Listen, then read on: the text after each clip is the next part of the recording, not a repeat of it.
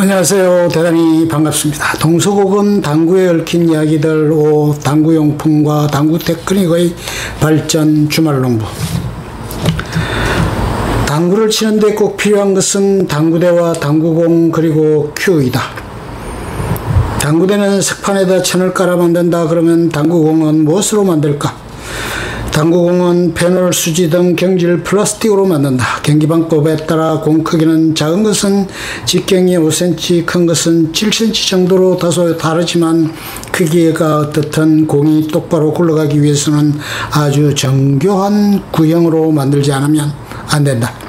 지금은 플라스틱으로 공을 만들지만 플라스틱이 없었던 옛날에는 무엇으로 공을 만들었을까? 옛날 유럽의 귀족들은 무엇으로 만든 공을 사용하였을까? 옛날에는 일반인들은 나무로 만든 공을 사용하였고 귀족들이나 부자들은 상아로 만든 공을 주로 사용하였다. 상아는 지금의 플라스틱 공보다는 훨씬 무거웠는데 그래도 단단한 재질이라 갈아서 완전한 구형으로 만들 수 있었다고 한다. 그런데 나무를 깎아서 만든 공을 생각해보자. 나무는 상아보다 훨씬 무르고 거기다가 결이 있고 또 습기가 많아 완전한 둥근 공을 만든다는 것이 보통 어려운 일이 아니었을 것이다. 그래서 나무로 만든 공이 제대로 똑바로 굴러갔을까? 과연 나무로 완전한 구형을 만들 수 있었을까? 궁금하기 짝이 없다. 그리고 나무로 만든 공은 처음에는 아주 동그랗게 잘 만들었다 하더라도 습기가 있으면 비틀려지기도 하고 또 몇 번 공을 치다 보면 공이 점점 찌그러질 수도 있었을 것이다. 지금 생각해보면 나무로 만든 공으로 당구를 쳤던 옛날 사람들 상당히 짜증도 많이 났을 것 같다.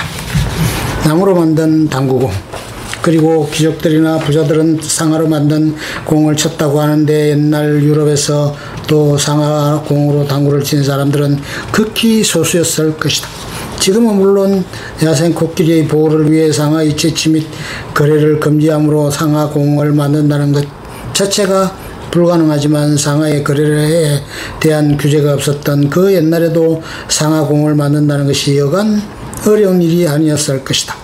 큰 상아가 달린 코끼리는 아프리카에 서식하고 있는데 그것도 주로 아프리카 중남부 지역이다. 유럽 국가들이 본격적으로 아프리카를 식민지로 삼기 시작한 것이 18세기 때였으므로 그 이전에는 특히 오지랖할 수 있는 아프리카 중남부 지역에서 가서 상아를 채취해오는 일이란 무척 어려웠을 것이다. 그리고 그 멀리서 코끼리를 사냥한다고 하더라도 채취한 상아를 유럽까지 가져오는 것도 보통 일이 아니었을 것이다. 그러므로 상아는 상당히 비싼 재료였을 것이다. 상아로 만든 당구공. 이렇게 비싼 상아를 구입한다고 하더라도 이것을 또 공으로 가공하는 것도 보통 일이 아니었다고 한다. 당구공을 만들 수 있을 만큼 충분히 굵은 상아이어야 하며 또 상아에 상처가 있어서도 안 되었기 때문이다. 그리고 상아공이 비싸다고 해서 무작정 좋은 것만도 아니다. 상아공은 지금의 플라스틱 공에 비해 무척 무겁다. 옛날 그 좋겠던 큐로 상아 당구공을 치는 것이 보통 힘든 일이 아니었을 것이다. 그 당시 당구를 많이 친 사람들은 엘보로 고생했을지도 모를 일이다. 그랬던 것이 플라스틱이 발명됨으로 해서 값싸게 좋은 당구공을 대량으로 만들 수 있게 되었다. 이런 점을 생각한다면 현대의 당구인들은 행복하다 하여야 할 것이다. 옛날에는 당구를 칠 때 큐 끝에 팁이 달려있지 않았다. 즉 그냥 나무로 된 큐 끝으로 공을 치는 것이다. 팁이 달린 큐도 걸핏하면 큐미스 속칭 삑사리가 나곤 하는데 팁이 없는 큐로 당구를 쳤던 옛날 사람들을 생각해보자. 당구를 치는 게 얼마나 어려웠을까? 그들은 어떻게 희내를 줬을까? 옷이나 희끼는 어떻게 쳤을까? 당연히 그 시대의 사람들은 희내를 줄 수 없었다. 그래서 옷이나 희끼도 칠 수 없었다. 오로지 공 한가운데를 똑바로 겨냥하여 칠 수밖에 없었다. 희내리가 맞는 말이다. 즉 해전은 큐에 팁을 달리고 초크가 발명되면서부터 비로소 가능해졌다. 초크는 수구와 큐 끝, 즉 팁과 수구 간의 마찰도를 높이기 위해 사용한다. 초크칠을 하지 않으면 팁이 당구공에 미끄러지기 쉬워 큐미스니 하는 말로 삑사리가 나기 쉽다. 보통 초크는 탄산칼슘으로 만든다. 그런데 탄산칼슘이 뭘까? 알기 쉽게 설명하자면 칠판에 글씨를 쓰는 분필이 바로 탄산칼슘이다. 초코와 분필 차이는 거의 없으며 다만 차이라면 초코에는 탄산칼슘에 더하여 마찰력을 좀 더 높이기 위해 연마제를 조금 섞는 정도이다. 초코와 팁 중 초코가 먼저 발명되었다. 19세기 초 영국인 제크 카가 처음으로 초코를 만들어서 수구에 헤어전을 주는 기술을 선보였다.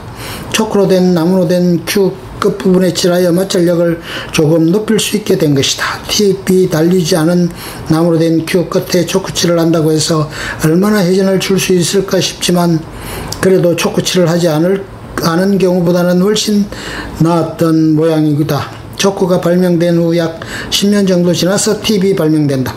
프랑스 사람인 망고가 그냥 나무로 된 큐로 공을 치는 것보다 큐 끝에 가죽 조각을 붙여보았더니 마찰력이 훨씬 더 좋아져 이것이 널리 보급된 것이다. 그러니까 지금 우리들이 당구를 치면서 이쪽 저쪽 회전을 줄 수 있게 된 것은 전적으로 제카 카와 망고 두 사람 덕분이라 할 것이다. 그렇게 팁과 초코의 발명으로 공의 회전을 줄 수 있게 되었다고 해서 그것만으로 충분히 공의 방향을 조정할 수는 없다. 쿠션이 좋아야 한다. 만약 쿠션, 즉 당구대 옆 모서리에 나무 판자를 붙여놓았다고 생각해보자. 아무리 회전을 많이 준들 쿠션에 부딪혀 얼마나 회전의 효과를 기대할 수 있을까?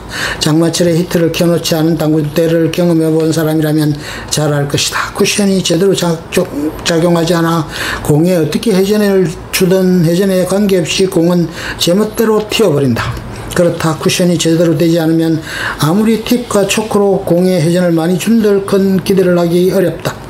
여러 종류의 당구 테이블, 팁과 초코가 발명되었지만 쿠션은 여전히 테이블과 같은 나무로 만든 재질의 바닥천을 덮은 것이었다.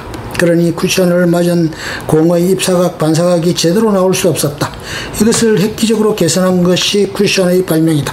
그 당시까지는 당구대의 모서리는 쿠션이라기보다는 단순한 벽면이었다. 그랬던 것을 1885년 미국의 페런이 고무와 코르크를 섞은 물질로 쿠션을 새로이 발명하여 당구대 옆면에 붙인 것이었다. 이로써 당구는 쿠션에 의한 회전의 마술을 불러일으키게 된 것이다. 쿠션이 발명됨으로써 당구대 옆면에 충돌한 당구공은 경쾌한 반동을 보이며 여러가지 다양한 당구 기술이 가능하게 되었다.